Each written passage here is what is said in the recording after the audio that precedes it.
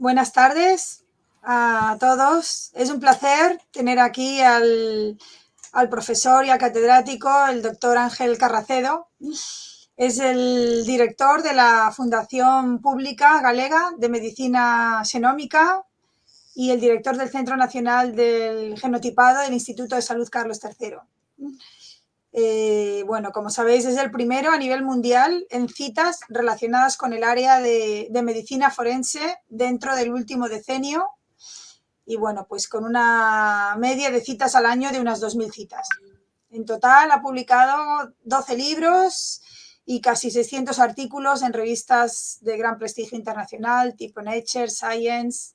Y bueno, pues muchísimas gracias, Ángel, por estar aquí y por contarnos pues, qué es lo que hacéis en el laboratorio, en ese gran laboratorio de más de 100 personas.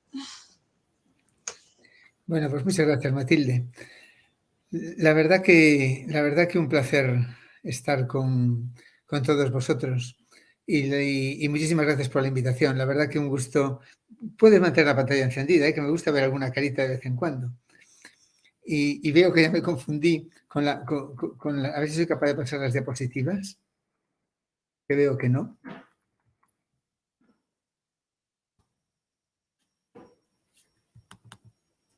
Así, pero pasan como muy lentas.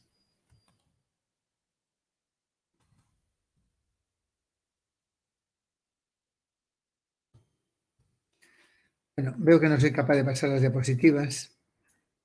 Esto es. No sé si seré capaz de pasar las diapositivas o le tendré que decir a Ana que me las pase, porque veo que no me funciona. Ajá, ahora sí, ya veo. Pues nada, pues estaba diciendo que un placer grandísimo, Matilde, un placer colaborar contigo en proyectos y hace muchísimo que no vengo a dar un seminario a la vez de Bron. La verdad que siempre ha sido un gusto estar ahí y voy a ver si cuento un poquito tiempo. Cómo veo el tema de la medicina personalizada y de precisión. Voy a hablar de un programa que coordino una parte, que es el programa de Impact Genómica, y del proyecto 1 millón de genomas, del que coordino un paquete de trabajo, pero que también el Mirror Group español, conjuntamente con Luis Serrano. Y os voy a hablar un poquito de estos proyectos, pero antes quería explicaros cuál es la situación de la medicina de precisión y daros una serie de conceptos. Y después, sobre todo, lo que quería era no hacerlo muy largo para que podamos al final tener tiempo para hablar. Y deciros que todo este boom de la medicina personalizada de precisión, que realmente son términos sinónimos, no viene de la mano de la academia, sino de la mano de la industria farmacéutica. Bueno, no dije lo que era, pero todo el mundo ya entiende que lo que se trata con la medicina personalizada o de precisión. Esta tarde, no dar un medicamento a todo el mundo, sino el intentar identificar individuos o grupos de individuos en los que la respuesta sea más eficaz. Pero no solo es esto, sino que trata también de dividir la enfermedad en subclases y anticiparse a ella. Ver qué gente puede ser más candidato, más propensa a tener una enfermedad y, por lo tanto, hacer una medicina preventiva también individualizada, con actuaciones de forma distinta, incluyendo terapias. Y os digo que la presión vino fue para la industria farmacéutica y fue la que movilizó todo lo que fue el desarrollo de la medicina de precisión por un problema que tenían. El problema grande es que está costando, como veis, mucho trabajo hacer nuevos fármacos. La producción de nuevos fármacos está disminuyendo. También se ha mantenido, aunque también una ligera disminución, los costes de producción, que son enormes. Pero el motivo de esta crisis de la industria farmacéutica es más bien una crisis de ideas, porque y también por otro problema. Para que un fármaco se apruebe, sabéis que tiene que tener más eficacia o ser menos tóxico que lo hay en el mercado. Y antes de los años 80, muchísimas moléculas se caían por farmacocinética impredecible, por problemas de este estilo. Pero hoy día los químicos son capaces de hacer maravillas y cada vez esto va siendo menos un problema. Pero el problema está siendo la falta de eficacia, conseguir algo más eficaz que lo que hay en el mercado. Eso es muy difícil. Hemos llegado con un plató de eficacia de alrededor del 55-60% en nuestras terapias y es muy difícil de subir. Y entonces la idea es, ¿por qué no lo intentamos ser más eficaz en un grupo de individuos donde realmente sea más eficaz? Un problema en el que los que trabajamos en salud nos importa mucho, también ligado con la personalización, son las reacciones adversas a medicamentos. No es inocuo un medicamento. Supone una de las principales causas de muerte, entre la cuarta y la sexta causa de muerte en los países desarrollados. Y no solamente es cáncer, sino prácticamente paralelo a todos los tratamientos. Y este es otro problema grande. Y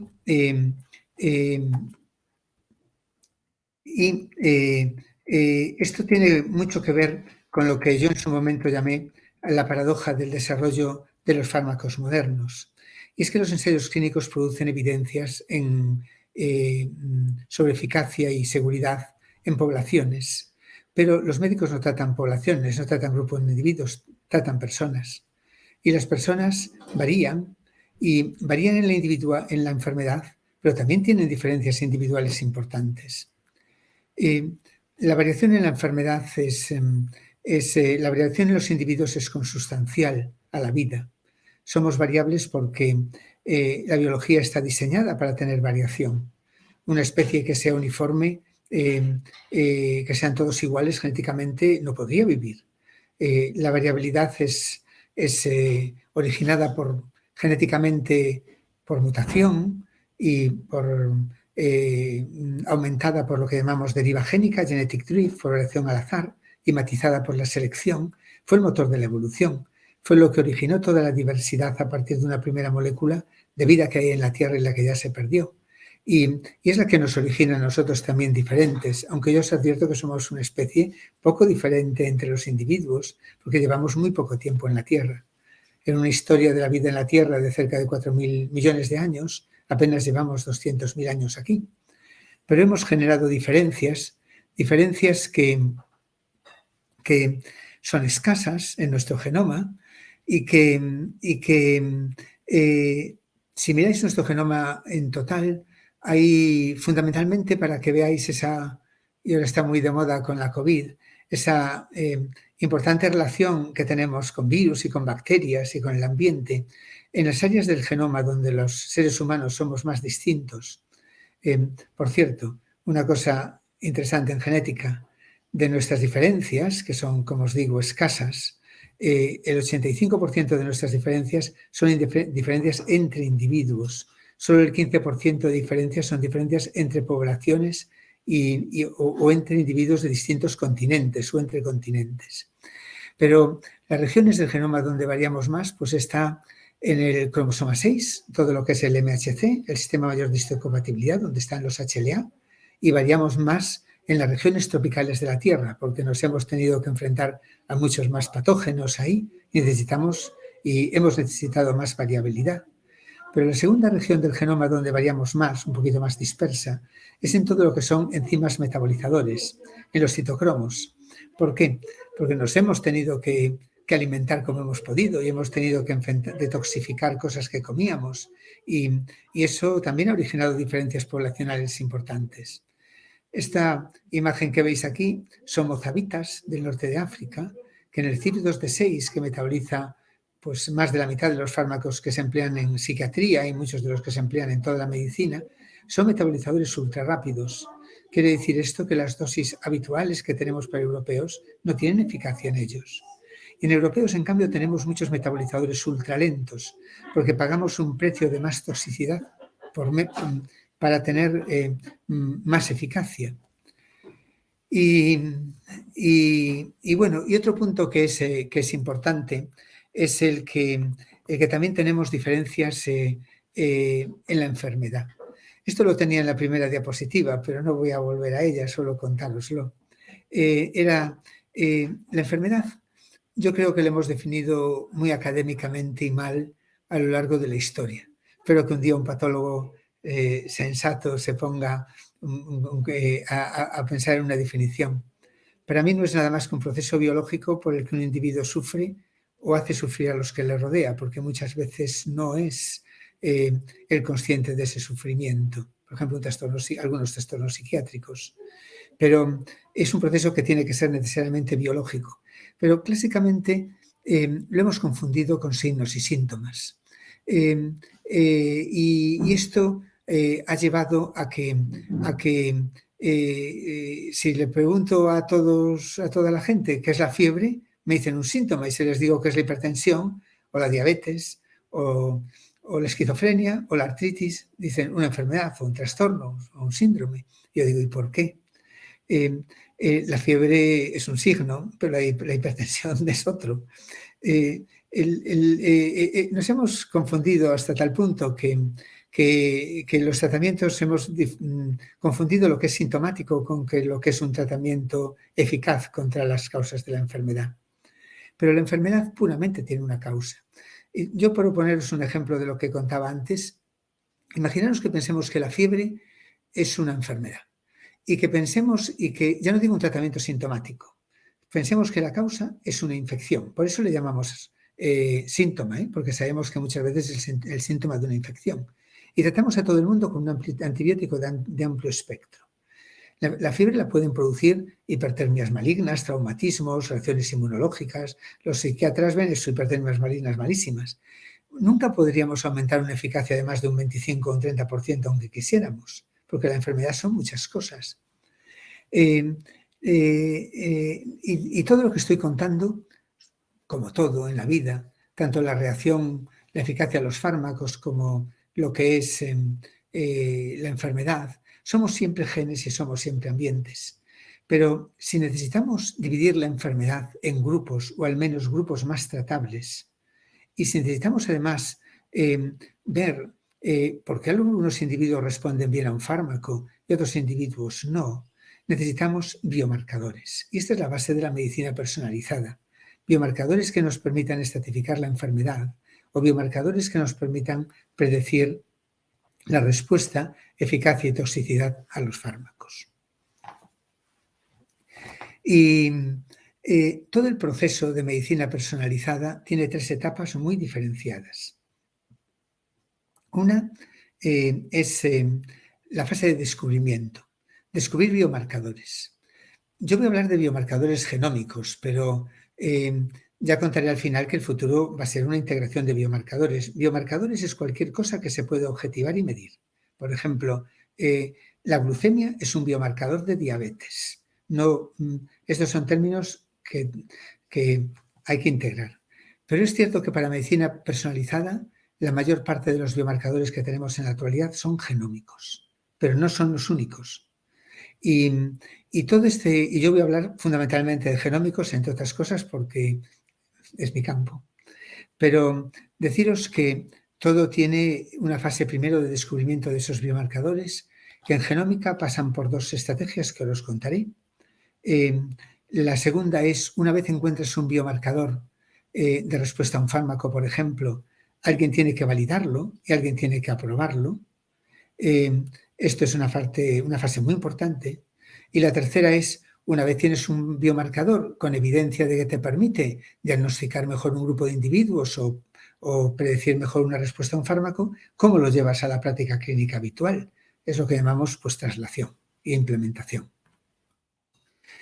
En genómica, la revolución del descubrimiento de biomarcadores en muchos grupos de enfermedad, fundamentalmente en 2, en cáncer y en enfermedades raras, fueron los avances en secuenciación de nueva generación. Ha sido, como veis, una revolución tremenda,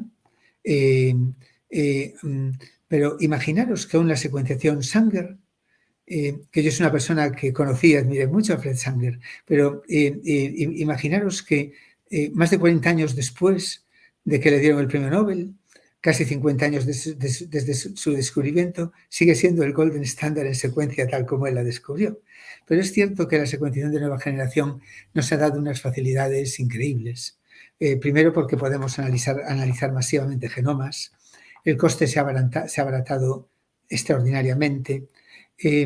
Viene también a complicarnos la vida porque primero exige una gran capacidad de computación, exige técnicas de análisis, exige bioinformática, pero es cierto que ha sido un antes y un después, por lo menos en el campo que os estoy contando y en muchas esferas, la introducción de la secuenciación de nueva generación.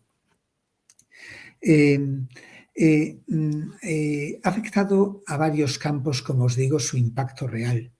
El primero es todo el campo de enfermedades raras, que teníamos enormes dificultades para diagnosticarlas porque teníamos que ir gen por gen.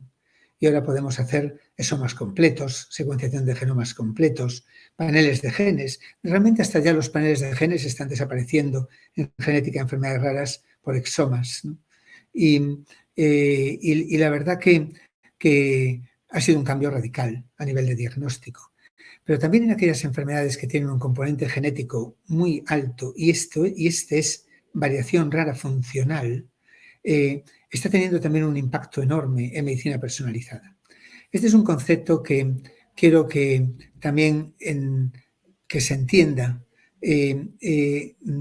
Hay en biología, en biomedicina, os contaba que la enfermedad, cualquier cosa, son genes y ambientes. ¿Cuánto es genético o cuánto es ambiental? Los genetistas le llamamos heredabilidad. Heredabilidad es la varianza genética en el total de la varianza genético y ambiental. Hay enfermedades que tienen una enorme heredabilidad. No es el cáncer, por ejemplo, que es un problema fundamentalmente de mutación somática. Pero, por ejemplo, imaginaros, esquizofrenia, poner tres psiquiátricas, trastorno bipolar y autismo tienen más de un 80% de heredabilidad. O sea, la varianza genética es muy mayoritaria en el total de la varianza. Pero, sin embargo, esquizofrenia y trastorno bipolar son mucho más variación común que variación rara funcional. Son extremos de la normalidad. No por ello son menos genéticas, pero en la mayor caso no se hace un diagnóstico genético, no se analiza el exoma de esquizofrenia a menos que sean familiares, porque nada vamos a encontrar. En el TEA no.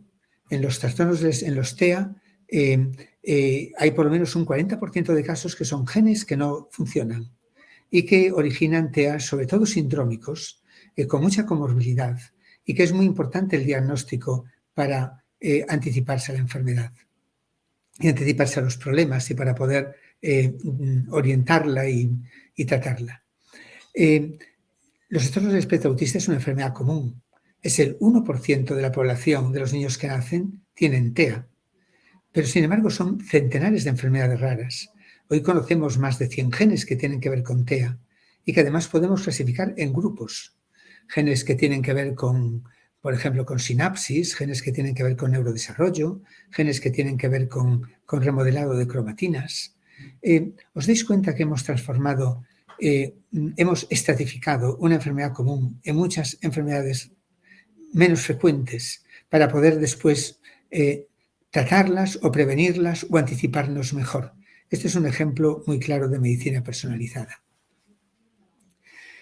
La enfermedad rara, como os decía, es la que más directamente se está beneficiando del boom de la secuenciación de nueva generación.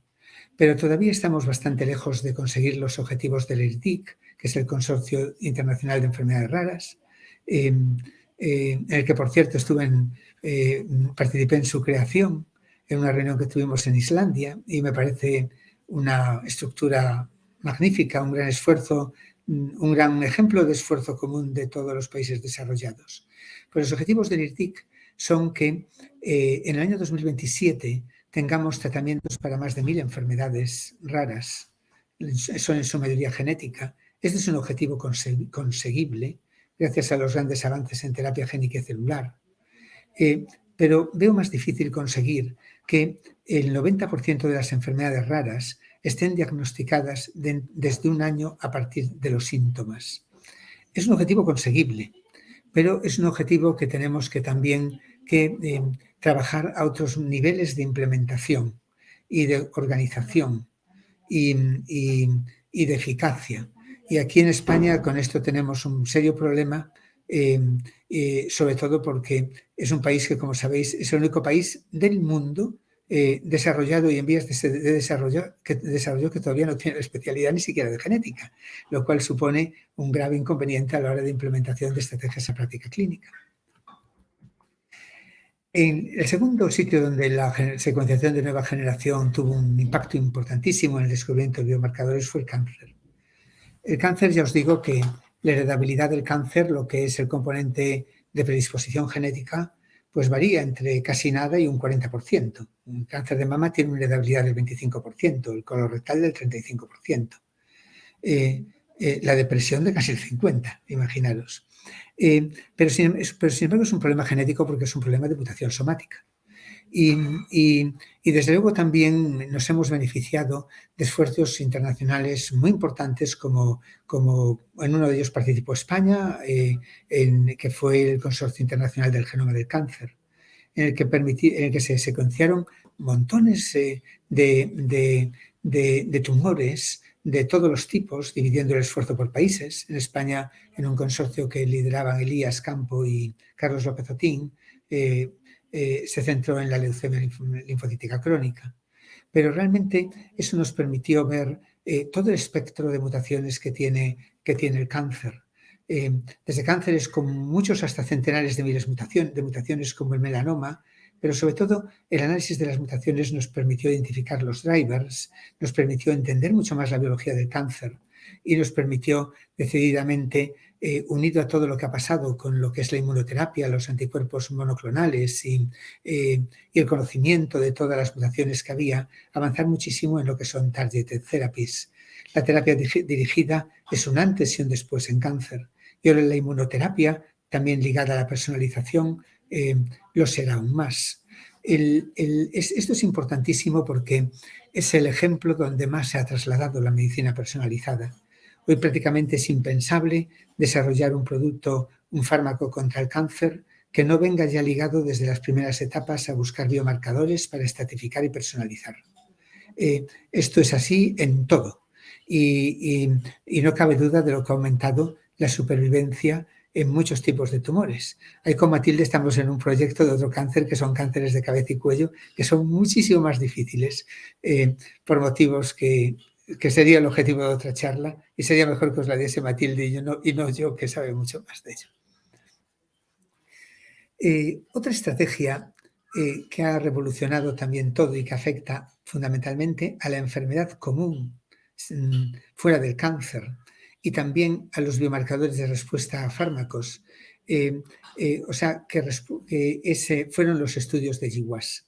Es que en genética tenemos que son estudios de asociación de genomas completos. Es que en genética prácticamente tenemos dos aproximaciones estrella. Cuando algo es raro, funcional o mutaciones en tumores, la aproximación es secuenciación de nueva generación. Pero cuando algo es común, cuando hay una variación común que explica una patología, una respuesta a fármaco, no lo vas a encontrar de esta manera, porque para tener potencia necesitas centenares de miles de individuos o decenas de miles de individuos. Y la secuenciación de nueva generación se abarató mucho, pero un genoma completo todavía te cuesta 900 euros o 1.000 euros. Y no puedes abordar un estudio de muchísima potencia estadística, pero tenemos otra estrategia que es hacer estudios de GWAS que sigue habiendo, como os digo, cada vez más y que han permitido encontrar genes implicados en prácticamente todas las enfermedades comunes.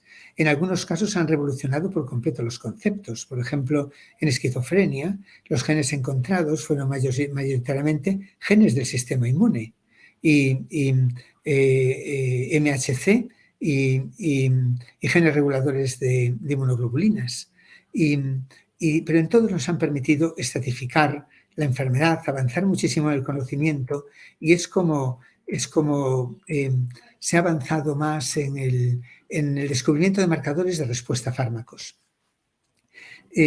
Bueno, aquí os pongo un ejemplo de COVID que está permitiendo, por ejemplo, entender mucho la respuesta individual de la persona para explicar severidad y seguramente para poder anticiparse a los problemas. Porque la gran importancia de entender los SNPs, los marcadores asociados a enfermedad común, Y lo que yo creo que va a ser el gran boom de los siguientes años de medicina personalizada es en prevención, a través de lo que se llama hacer PRS, estimas de riesgo poligénico, que se sabe hoy día que en algunos casos tienen ya un grado de informatividad similar al de las mutaciones monogénicas. Y esto va a ser el boom de los siguientes años absolutamente para todo. En COVID, yo creo que en poco tiempo vamos a poder estratificar el riesgo. Esto puede ser importante para que, por ejemplo, los intensivistas puedan hacer una terapia más agresiva si esa persona tiene más riesgo de tromboembolismo o más riesgo de sepsis o más riesgo de un problema o más riesgo de distrés respiratorio. Y ahora os voy a hablar de los retos. Bueno, menos mal que te veo la cara, Matilde, porque si no yo no podría hablar. Yo esto de hablar a una pantalla sin ver caras, de verdad que lo llevo fatal.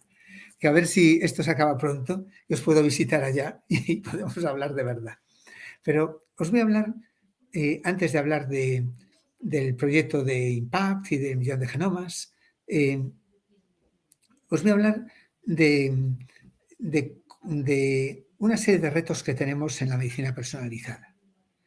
El primero es un reto que se va solucionando bastante bien con lentitud, que es ¿quién dice que un biomarcador ligado a un tratamiento vale? Como es ligado, en lo que es ligado al medicamento, lo dicen las agencias reguladoras. Aquí me tocó trabajar a mí también, estuve varios años en la EMA, en el grupo de trabajo de farmacogenómica. EMA y FDA hicieron un sistema de validación de biomarcadores conjuntos y tienen grupos de trabajo donde se valida todo esto antes de la aprobación del fármaco. Y funcionan relativamente bien. Mejor FDA porque tienen más dinero y son más activos, pero EMA pues un poquito más retrasado, pero básicamente la idea es que los biomarcadores que son importantes sufren un proceso de validación. Un biomarcador, cuando encontramos algo y lo publicamos, aunque sea en Nature, le llamamos exploratorio. Si eso se repite, se replica, se encuentra una evidencia funcional, le llamamos probablemente válido. Y si ya es seguro, le llamamos que es válido. Estos grados de evidencia se llaman 1, 2A, 2B y 3. Es como se clasifican. Y cuando es válido o probablemente válido, se pone en la ficha técnica del medicamento.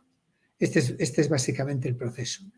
Deciros que aproximadamente en un 40% de los medicamentos, un 35%, 40% para el FDA y 30%, 32% para la EMA, tienen biomarcadores, tienen indicaciones en ficha técnica de biomarcadores. Esta es una asignatura que debía darse en medicina y a todos los médicos. Cómo utilizar FAST-KB, cómo ver si un biomarcador hay que hacerlo o no hay que hacerlo.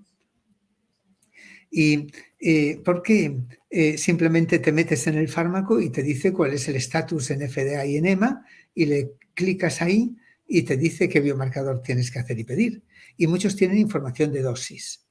En algunos colectivos médicos, cuando les voy a dar una charla, a veces hay fármacos donde es obligatorio utilizar un biomarcador y no se han enterado en su vida. Y yo saco entonces mi faceta de medicina legal y les digo, como os caiga una responsabilidad profesional, que la cagáis. Menos mal que nos cae.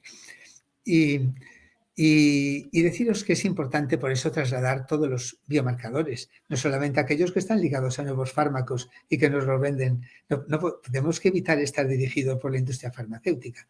Por cierto, una cosa que me da a mí muchísima pena. A la Agencia Europea del Medicamento, el Grupo Farmacogenética, puede someter tanto grupos académicos, el que quiera, como farmas, un biomarcador que tengan para su validación.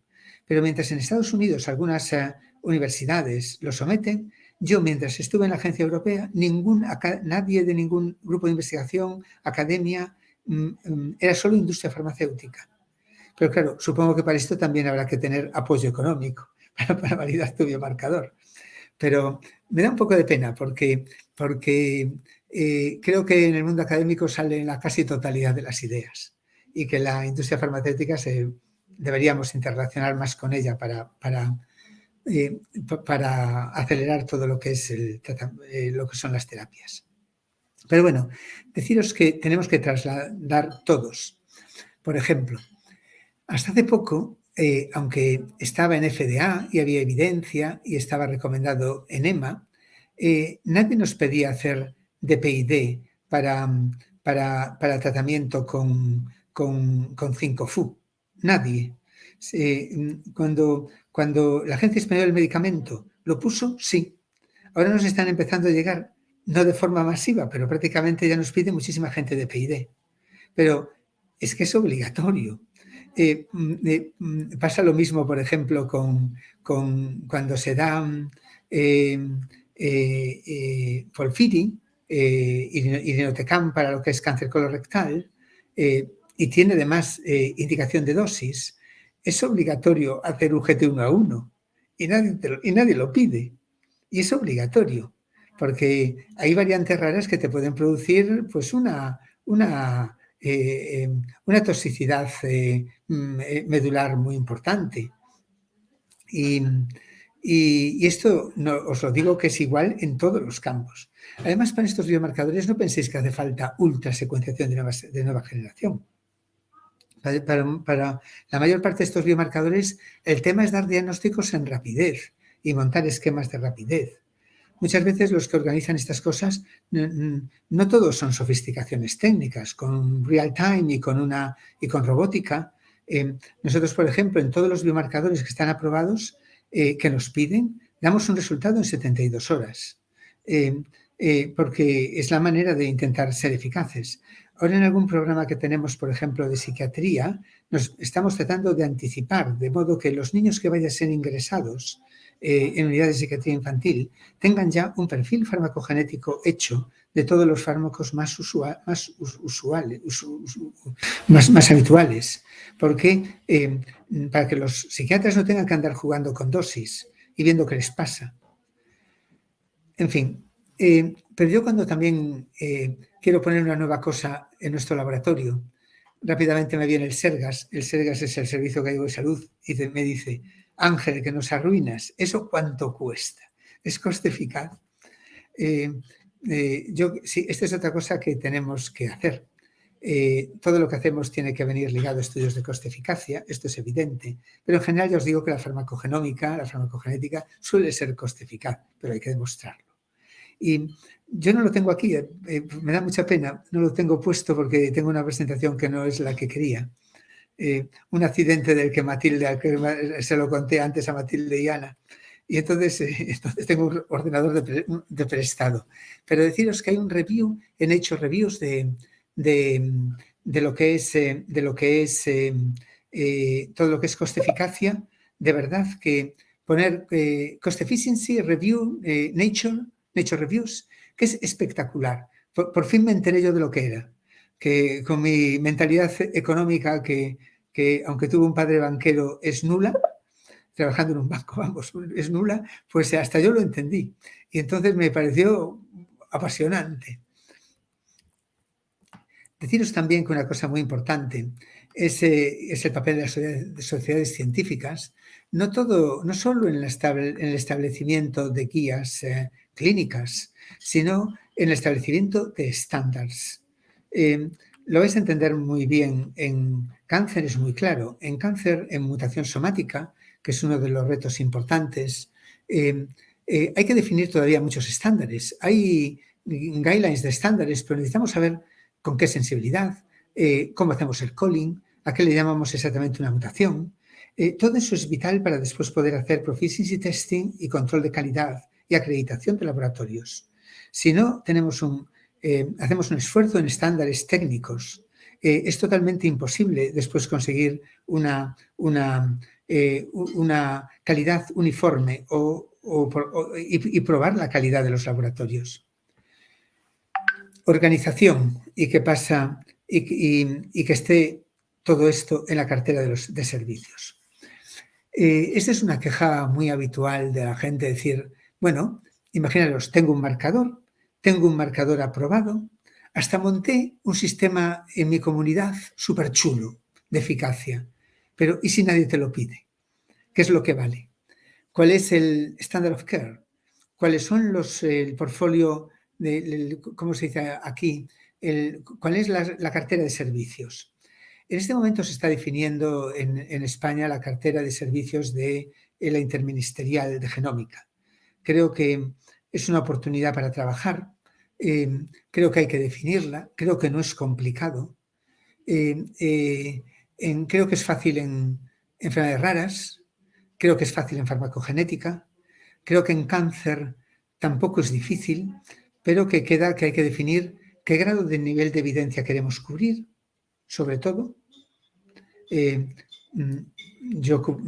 otra cosa que tenemos que decir es, solamente son los tratamientos habituales ya aprobados y qué hacemos con los ensayos clínicos.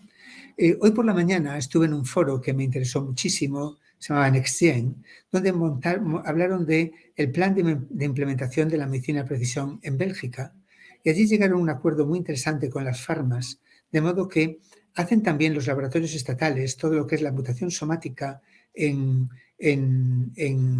ensayos clínicos, pero el Estado se queda con los datos. O sea, es obligatorio que todos los datos que se generen pasen a un repositorio estatal. Eso me parece una actitud inteligentísima, porque el futuro y el control y la validación y lo que puede ser después también todo lo que es ya a posteriori de volver a reevaluar todo basado en la evidencia, lo que es real world data, esto va a depender de eso. Entonces me pareció una postura ultra inteligente y en la que hay que apostar, como os digo, por colaboración público-privada. Bueno, modelos después a nivel de cada comunidad. En España, que hay tantos sistemas sanitarios, son discutibles y son todos planteables, pero hay que hacerlo.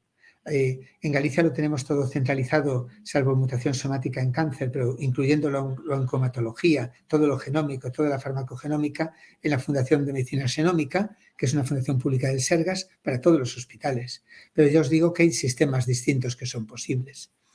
Y ya deciros también que una cosa muy importante es educación. La educación, pero la educación de todos. La educación de los profesionales, que ya os digo que esto afecta transversalmente a todas las áreas de la medicina.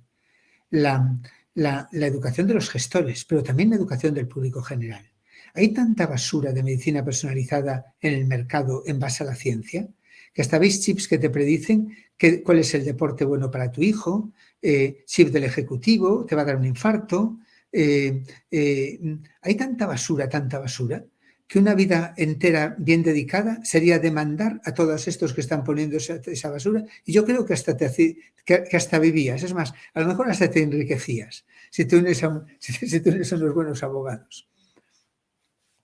Y bueno, deciros antes de hablar de lo otro, que el futuro es la integración, que no solamente es genómica, ya en muchas cosas obviamente es expresión, es RNA-seq, cada vez hayan biomarcadores de metilación, pero que acabará habiendo biomarcadores validados, que todavía no los hay, pero los acabará habiendo de microbioma, de metabolómica, de todo. Y el futuro pasa por la integración de todo en modelos integrados, en modelos matemáticos, y donde la inteligencia artificial va a tener un papel muy importante.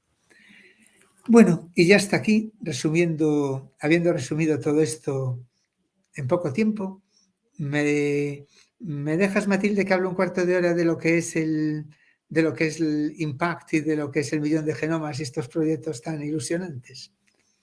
Bueno, pues os voy a hablar de impact. Impact es una acción que yo creo que lanzó el año pasado el Instituto de Salud Carlos III, que a mí me pareció una...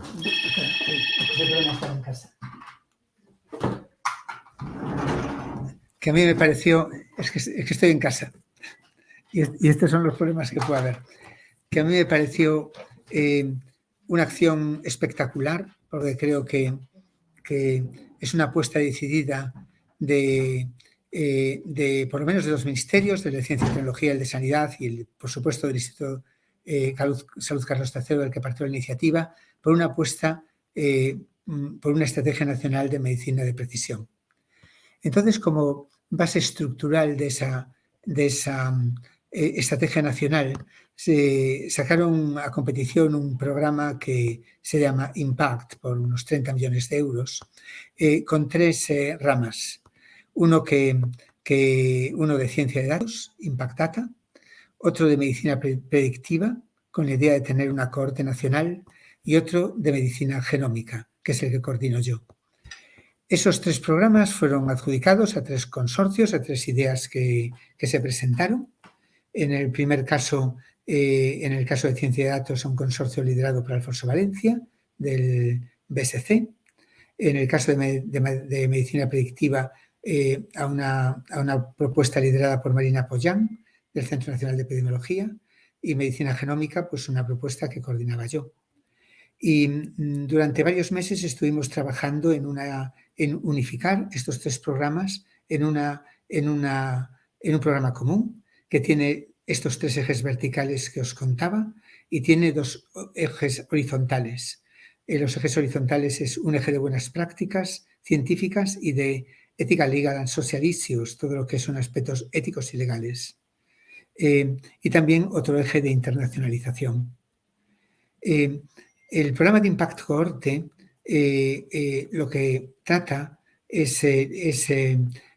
lo que va a hacer es en estos 3 próximos años tener una cohorte de 200.000 personas con muchísima información clínica.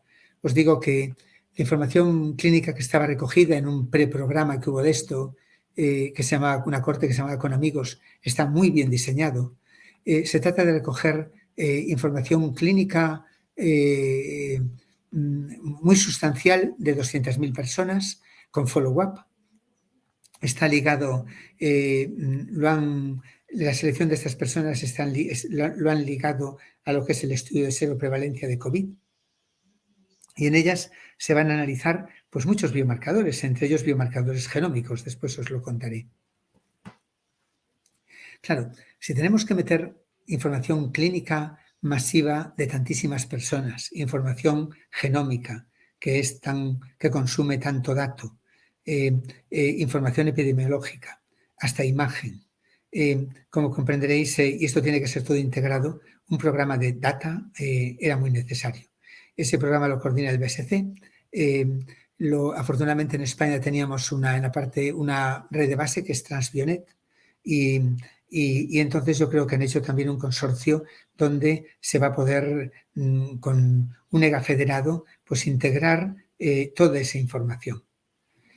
Impact Genómica es de lo que os voy a contar un poco más, claro, es normal, es el que coordino yo, es el que me está quitando el sueño, porque es un trabajo horrible. Y menos mal que este año, de verdad, no pido proyectos europeos por primera vez en mi vida desde que hay proyectos europeos porque no doy abasto con esto y me llega bastante en mi vida. Pero es que lo considero bastante importante porque me parece que es una acción muy bonita y me gustaría que saliera muy bien. Y hay tanta gente involucrada que es mi sueño que esto vaya bien. En fin, que básicamente tiene varios paquetes de trabajo. Estamos trabajando mucho, en mi parte de coordinación también hemos metido parte de ética, que ya sabéis que va para un programa común, pero es que de verdad que la parte de ética de los consentimientos informados que te permitan, no solo de diagnóstico clínico, sino que te permitan los consentimientos adicionales para tener data sharing y que esos datos se puedan emplear, es lo que está limitando en este momento muchos grandes proyectos internacionales. Y hay que hacerlo bien desde el principio. La segunda cuestión que nos venía pedido en la convocatoria era que hubiera una network de centros de secuencia en España con altas capacidades de secuenciación y con estándares máximos de calidad y de eficacia. Este paquete de trabajo lo lidera Ibogut del CENAC y hemos pedido para los centros, tenemos espacio para 5 o 6 centros, pero hemos pedido unas características que tienen que tener estos centros, para poder entrar dentro del programa, y es que tienen que tener una capacidad de secuenciación de al menos 1 BASIC, 6000 o similar, que es una gran capacidad de computación, de secuenciación. También los precios con estos secuenciadores son muchísimo más bajos. La tendencia es esta, a supersecuenciadores con precios más reducidos, pero que para darles de comer necesitas volúmenes enormes. Y después tener también una capacidad robótica que te permita procesar más de 30.000 muestras por año, una capacidad de almacenamiento, de computación de al menos 5 petabytes y ya una experiencia clínica y de LIMS y de control de calidad. La idea es estandarizar de modo que estos centros funcionen como uno solo, que funcionen porque solamente con una cooperación de centros puedes dar estándares de calidad públicos absorbiendo grandes volúmenes de secuencia. Es la única manera. Y tenemos muchísimo que trabajar en muchísimas cosas, porque aquí es donde se van a fijar también, en colaboración con otros paquetes de trabajo, esos estándares que os decía. Es decir, ¿a qué le llamamos mutación? ¿A qué le llamamos cómo lidiamos con dropout, allelic dropouts y drop-ins y qué estándares ponemos? De estos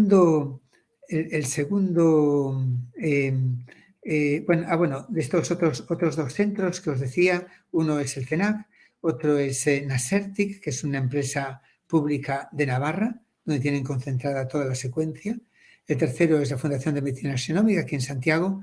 Espero que pronto haya otro centro en Madrid, y Andalucía o Canarias, pero todavía no tienen los requisitos que son necesarios para entrar. Donde más hemos avanzado en Impact es en el paquete de trabajo. Tenemos 3 casos de uso. Uno es enfermedades raras, otro es cáncer y otro es farmacogenética y genómica poblacional.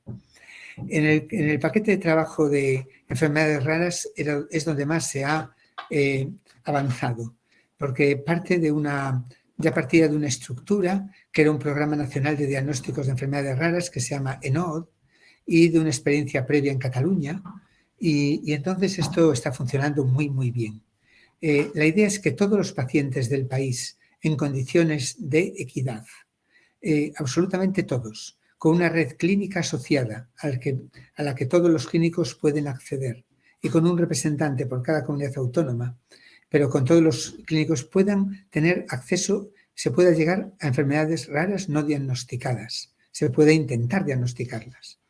Se espera un éxito de alrededor del 50% o 40% en lo que por experiencias previas, y va a consistir en estos pacientes que tienen que tener por lo menos hecho paneles y seguramente exomas, pero la idea es hacerles genomas completos y transcriptomas, en muchos casos en tríos, pero empezando por los pacientes. Tiene muchos grupos de trabajo distintos porque hay que trabajar en muchísimas cosas, en modelos de informe, en comunicación, en registros, en análisis de datos, todo esto en colaboración con los otros paquetes de trabajo y con Impact Data. Otro paquete de trabajo que hay en el Baix d'Hebron, seguramente por los grupos implicados y las características de vuestro instituto es importante, es el de cáncer. El de cáncer lo coordina Gaby Capellà y tiene 2 paquetes de trabajo distintos, 2 subpaquetes de trabajo. Uno es cáncer hereditario no diagnosticado, que sigue las mismas directrices que es del de Rara, que aunque la network de expertos es diferente, pero en muchos casos se utilizan plataformas en las comunidades o estrategias similares para poder acceder a los pacientes. El siguiente es cáncer primario de origen desconocido, que es un programa que lidera Josep Tabernero y que la idea también, esto es más piloto, es un número de pacientes en el que se va a hacer con la idea de algo que nos parece que ya es un standard of care, tratar de implementarlo o que llegue un poquito a la práctica clínica y sobre todo definir estándares, como os digo. Todo lo que se hace aquí es muy procedimental. Estos son casos de uso como ejemplo, sobre lo que después se pueda desarrollar la estrategia de medicina de precisión. El último paquete de trabajo es farmacogenómica y genómica poblacional. En esta, lo que vamos a hacer es reacciones adversas graves a fármacos y vacunas, empleando por todos los casos que tengamos recogidos de reacciones adversas graves a las vacunas de la COVID. Pero está abierto a otros proyectos de pilotos de reacciones adversas graves para buscar biomarcadores que nos permitan anticiparnos a este tipo de problemas. Muy importante es el de genómica poblacional, en el que lo que se trata de ver es PRS, se trata de genotipar el programa de Cortes, las muestras del programa de Cortes y generar PRS para enfermedades comunes. PRS es estima de riesgo poligénico. Imaginaos, por ejemplo, SNPs relacionados con la severidad al COVID. Que haya, por ejemplo, hay 13 o 14 SNPs que están ya asociados con seguridad y robustos. Algunos tienen ORs de por 4, otros tienen ORs de por 1 o con 0.2. Entonces ahora tienes un individuo, que estos SNPs te le dan un valor individual de PRS y la suma lo pone a riesgo de severidad para COVID o a poco riesgo de severidad para COVID. Esto, como os digo, va a ser algo muy común en el futuro en lo que es la medicina predictiva. Pero es algo que todavía hay que trabajar mucho para la mayor parte de las enfermedades. Y también hay que desarrollar estándares. Este es un review de Nature Genetics en el que, o de Nature, ya ni me acuerdo. Bueno, no lo sé, no lo veo. Pero en el que indica o da unas guías de cómo intentar mejorar estándares para cálculos de estima de riesgo poligénico. Pero todo esto, como os digo,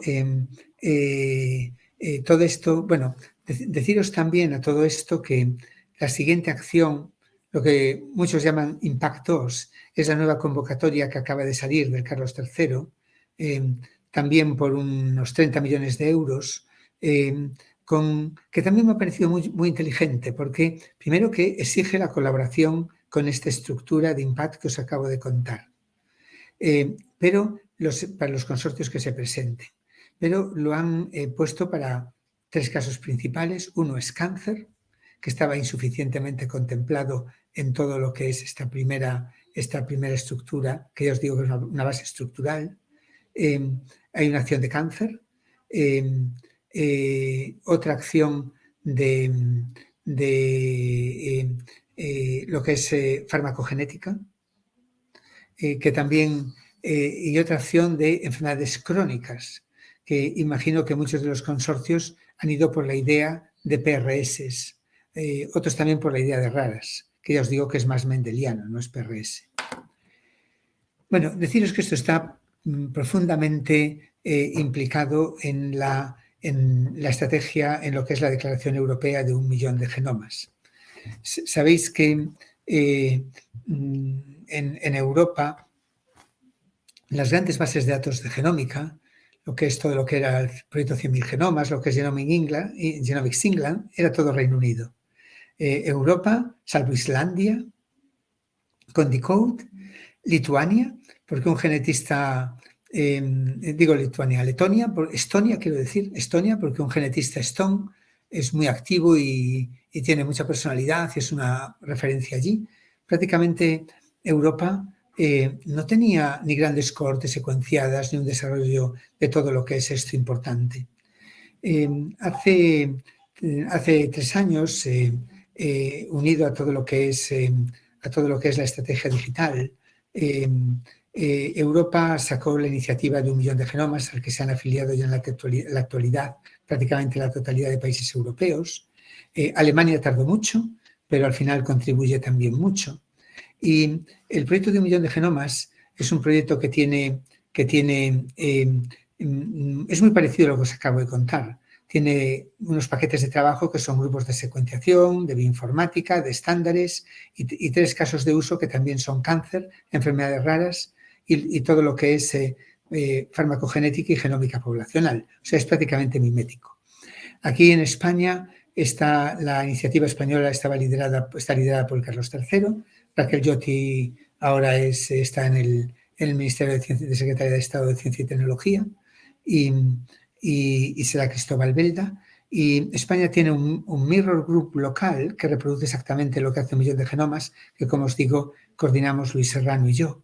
Y donde estos proyectos van a contribuir, porque la idea es tener 1 millón de genomas secuenciados de ciudadanos europeos, pero incluyendo todos los genomas de cáncer, que están totalmente dispersos, con proyectos de investigación europeos o individuales si no están compilada la información. Todo lo que se está haciendo en enfermedades raras, más todos los nuevos proyectos que están surgiendo. Y una iniciativa ligada a este proyecto es lo que es el proyecto y ligada al paquete de trabajo 10 del 1 millón de genomas. Es un proyecto que se intenta hacer genomas por países, de modo que de aquí, bueno, en teoría era el 2022, pero va a ser el 2023 como mínimo, que tengamos 500.000 genomas completos de cohortes nacionales, como la que aquí se ha diseñado, con secuenciación de genomas completos. España es un 10% de población de la Unión Europea, le correspondería 50.000 genomas. Y este es un compromiso para el que todavía se está buscando financiación, pero que creo que se conseguirá, y que la idea es que del programa de cohortes que os conté, de IMPACT, se genotipe los 200.000, se haga un GWAS de los 200.000, pero se analicen genomas completos de 50.000, porque es la manera también de ver variación estructural y de variación rara funcional. Y yo os digo que estoy seguro que esto va a tener o implicar un avance muy grande en todo lo que es la personalización, que la medicina personalizada es ya una realidad, pero que el futuro está ahí. Y por eso es digamos, el gran reto, pero es la gran esperanza de la medicina, porque casi no se puede ver otra alternativa. Y yo creo que estos programas le van a dar un impulso definitivo. Creo que era importante también en todo esto, como está haciendo Reino Unido, con iniciativas como Genomics England, unido a Regeneron. Es muy importante la colaboración público-privada. Igual que me parece que todos estos datos tienen que ser de control público y que tenemos que quitar partido a la inversión pública que se hace, tampoco puedo ver el futuro sin una colaboración de la industria farmacéutica, porque aquí van a aparecer multitud de dianas, multitud de estrategias de prevención y creo que debemos también trabajar por colaborar en este ámbito. Y nada más, deciros que esto es lo que os quería contar. Casi hablé 1 hora, no sé si fui muy aburrido, pero nos queda un margen de tiempo para preguntar y hablar, creo yo, media hora. O sea que muchas gracias a todos por atenderme y ojalá que la próxima vez nos podamos ver cara a cara y darnos besitos y abracitos que a mí me gustan mucho. Muchísimas gracias, Ángel, por tu charla ahí tan impresionante y sobre todo, pues todo lo que estáis haciendo, ¿no? A ver, quería hacerte así algunas preguntas un poco, bueno, de todo tipo, filosóficas también. Primero de todo, me ha llamado mucho la atención cuando hablabas de la falta de eficacia de los fármacos. Decías que habíamos alcanzado ahí un plató del 55-60%. ¿Por qué no es posible llegar al 100%? ¿Por qué crees que no es posible? No es posible, Matilde, porque la enfermedad es compleja. Quiero decir que tú, imagínate que tengas... la enfermedad no es solo una cosa. Ponía por eso el ejemplo de dar un antibiótico de amplio espectro por una fiebre. Nunca podrías aumentar el 20% si no sabes lo que estás tratando. Cualquier enfermedad son muchas cosas y tú solo tratas una parte de esas cosas, no todas las cosas. Por eso necesitamos estratificar, necesitamos dividir y llamarle después como quieras, pero necesitamos, esto es vital, nunca se podrá, mientras no cambiemos, mientras no tengamos biomarcadores para estratificar. Es por ello y es lo que pasa. Ya tenemos que mucha suerte que tener el 50 o 60%, porque hasta las cosas sintomáticas los síntomas hasta son complejos. ¿Entiendes? Si no consigues dividir no vas a mejorar. Es simplemente por eso. Y nuestra definición del fenotipo es muy limitada. Imagínate imagínate una enfermedad, distrofia retiniana. Es una enfermedad rara relativamente frecuente. Todos tienen una degeneración, lo que se llama la retinosis pigmentaria. Parecen exactamente igual. Una degeneración del epitelio pigmentario de la retina, un electroretinograma típico. Empiezan con los mismos síntomas, lo ven por la noche, se quedan ciegos, es la causa principal de ceguera del adulto. Pero ya sabemos ahora que son 150 enfermedades distintas, que un tratamiento no va a valer para todas, va a tener que hacerlo una a una. Ya. Muy bien. Luego otra cosa, creo que ahora, por lo menos me da la sensación de que en cáncer se está invirtiendo mucho en nuevas terapias, en descubrimiento de nuevas drogas y se está invirtiendo poco en prevención, que ha resaltado que era muy importante. En este sentido, por lo menos me da la sensación de que hay pocas calls a nivel nacional que potencien esta prevención. Estoy totalmente de acuerdo y además es que me parece el futuro de búsqueda de biomarcadores o cosas que te anticipen. O sea, es donde yo creo que había que hacer uno de los esfuerzos principales. Yo un proyecto europeo que se me acaba este año, tuve otro que coordinaba yo, que se llamaba PanCanRIS, que se llama BICAST. La idea es buscar de alguna manera integrando biomarcadores de mutación somática y de variación germinal, de poder anticiparte al riesgo de cáncer de mama. O ya cuando está diagnosticado, el poder anticipar qué vas a hacer, el poder decidir qué vas a hacer.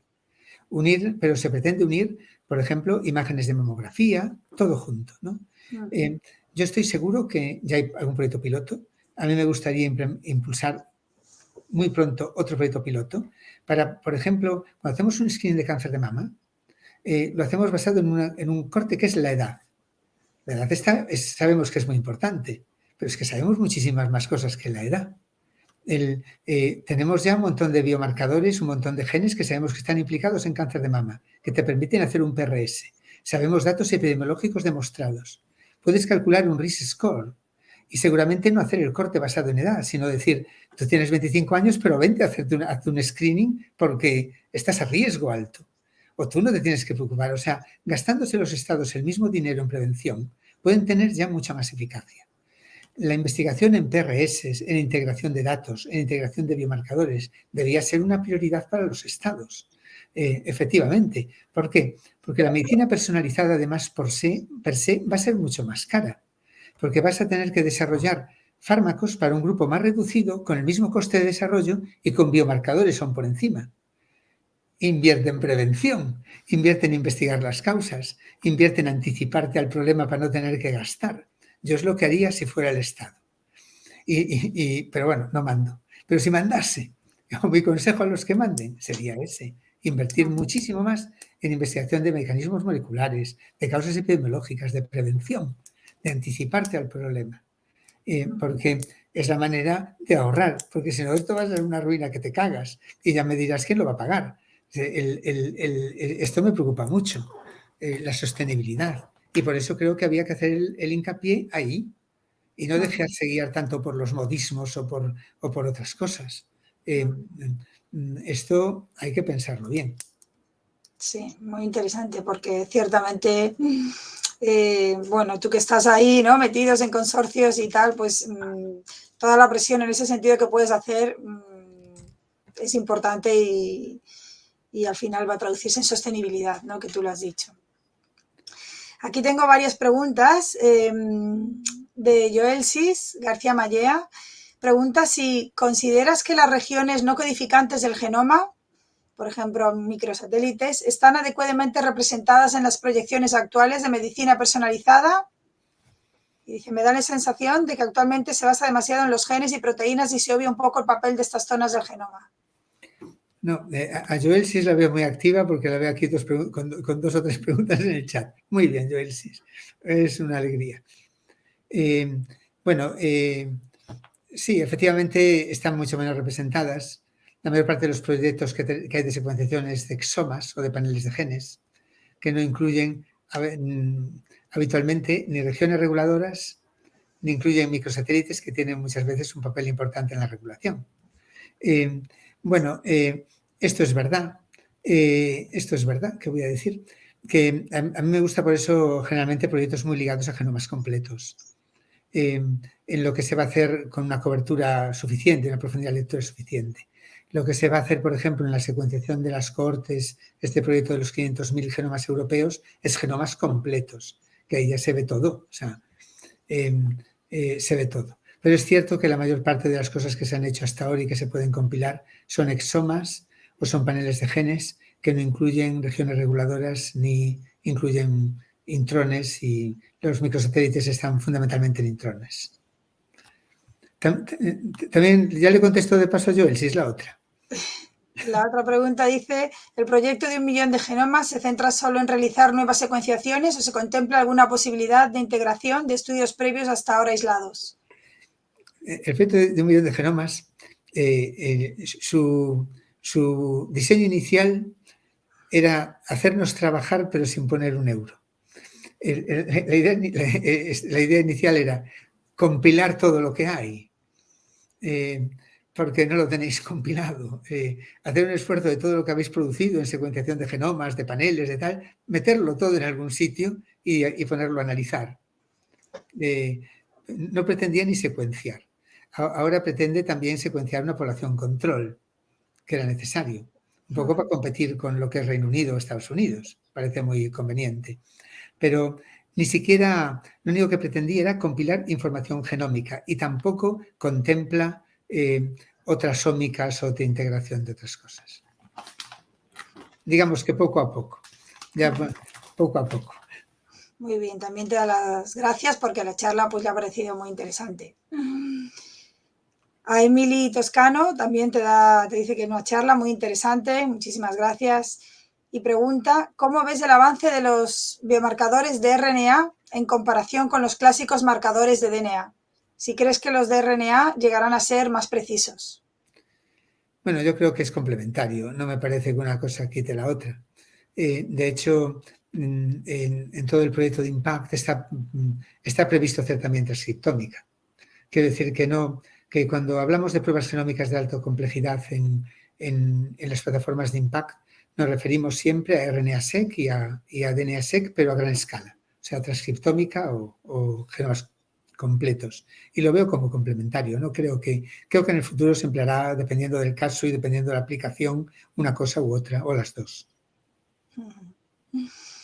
Isabel Fernández, muy interesante charla.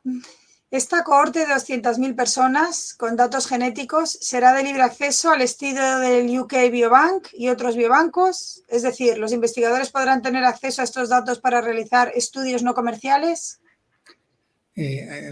Absolutamente sí. O sea, ya la idea también con IMPACT es esta.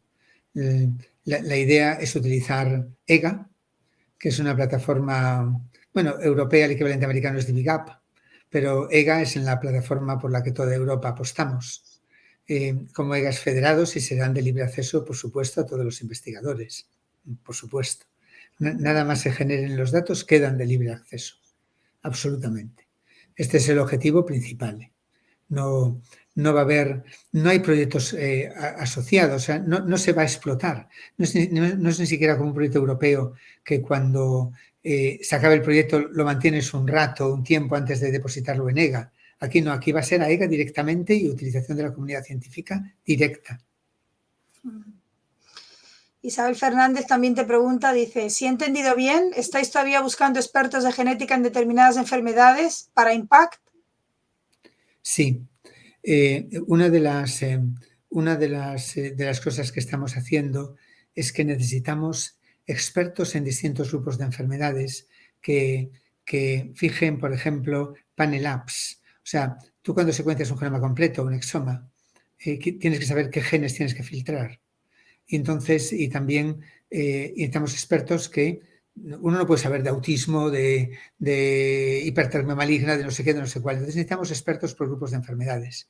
También necesitamos recopilar todos aquellos esfuerzos que se están haciendo en el país de estudios funcionales para enfermedades concretas, con un componente genético importante, tenerlos también compilados, tenerlos también tenerlos ahí para poder acudir a ellos o ayudarles y cooperar. Estas dos cosas las estamos buscando, efectivamente. Sara Gutiérrez Enríquez, muchísimas gracias, Ángel.